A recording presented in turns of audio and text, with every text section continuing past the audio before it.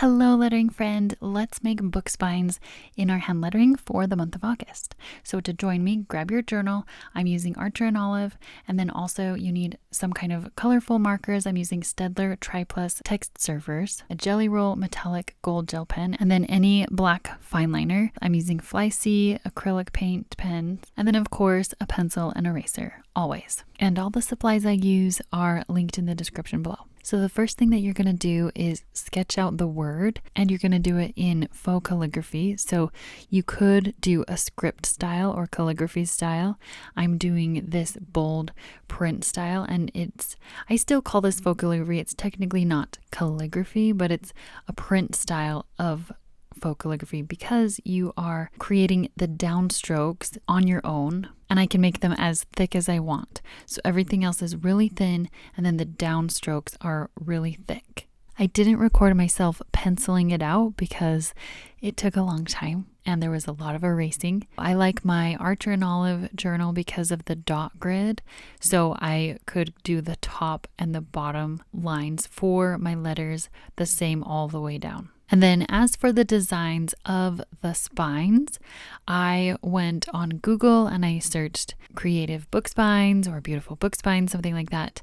And I found a lot of really great pictures. They're so fun. Books are beautiful. I love libraries, keeping books in my life. Most of the book spine designs come from this image that I found.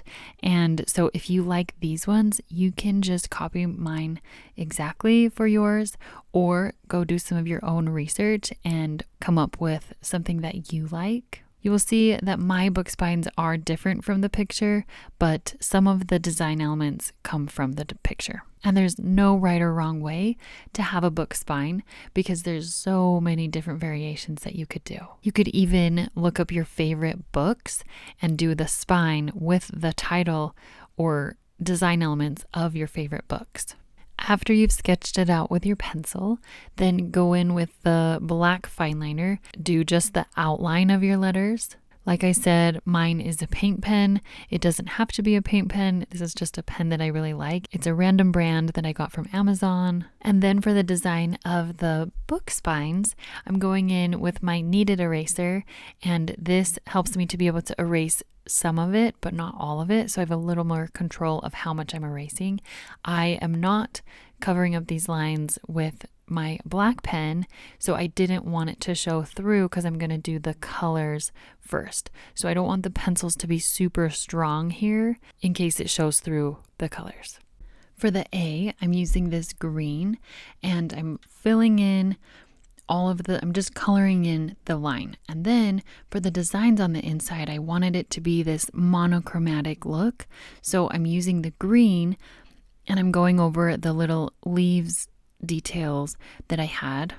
And the reason that I'm loving these pens for this technique is because they are a little bit transparent.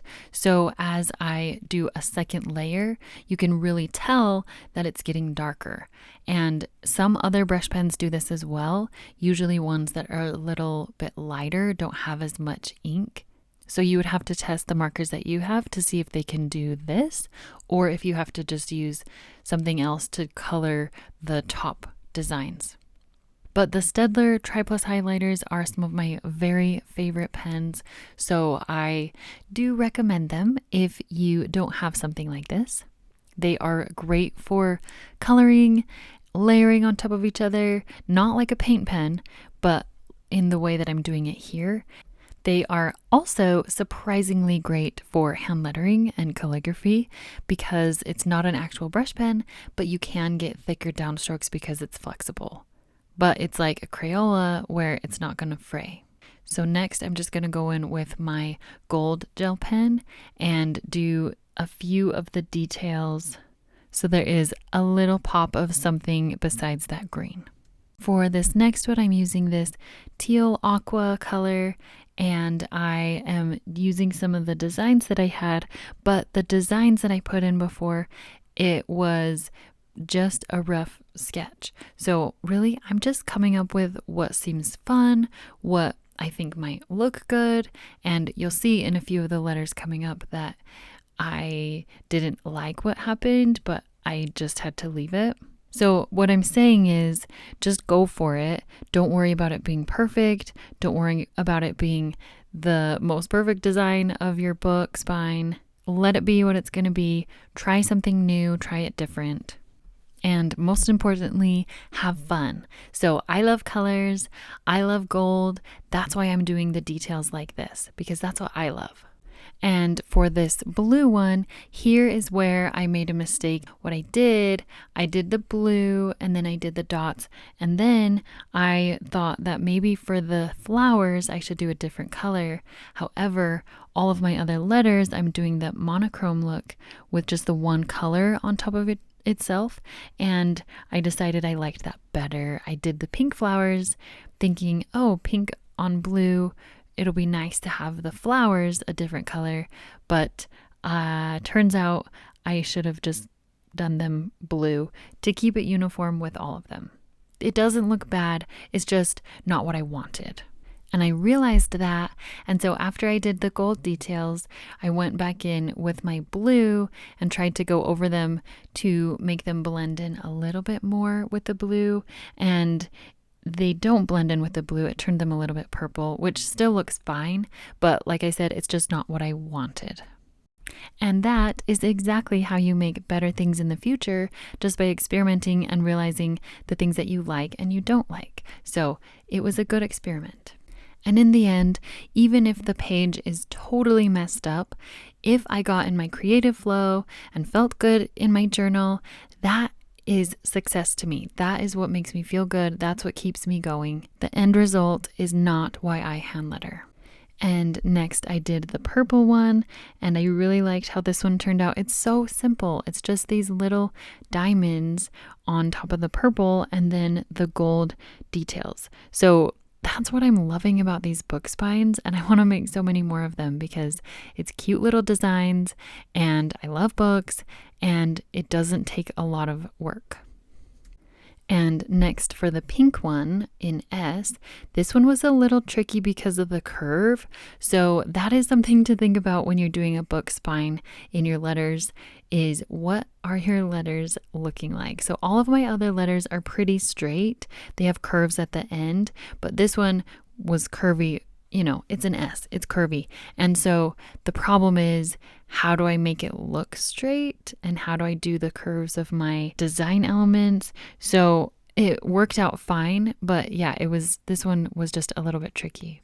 I think maybe I could have made some of my letters even thicker, the downstroke, if I wanted bigger book spines. And I also could have done a different style of S where the downstroke is up and down instead of slanted to the side. I could have made my S straight up and down. It would look a little quirky, but it's my style. I get to do what I want in it. Next, with the orange one, I really liked this zigzag curly design, and I didn't want to do it with the orange on top though because it was so small and I didn't think it was going to work out just doing the orange on top of the orange in that design. So that's why I did the square of the orange background, or rectangle, I guess, and then used the gold for the zigzag part. And I thought this one was really fun. This is a unique squiggle zigzag. And we're done. So I'm just adding a bookshelf to it. I'm using the brown, so it's a wooden bookshelf, like it is floating on the wall. And as I did my stripes of the brown, it kind of looked like a wood grain almost, as it's overlaying itself, because these markers are a little transparent, and that's just how they work.